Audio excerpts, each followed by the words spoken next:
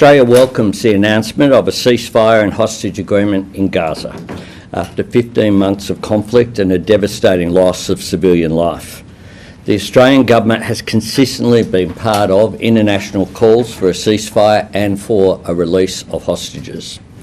This agreement is a constructive step towards peace and stability in the region. Today must mark the beginning of a new chapter for the Israeli and Palestinian people. We hope it will allow the Palestinian people the opportunity to rebuild, reform their governance, which is most necessary, and pursue self-determination.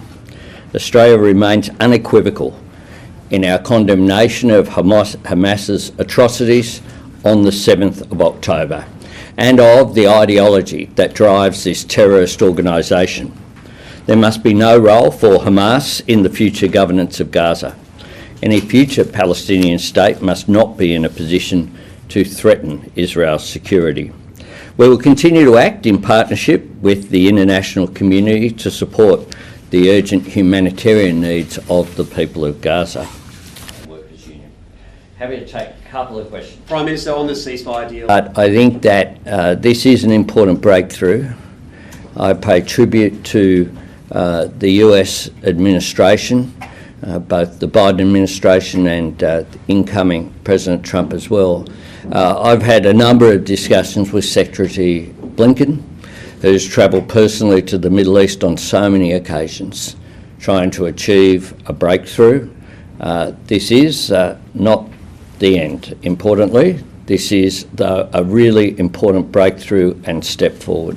Is this something you can see happening before the next election, or is it a commitment Labor will take to the next election?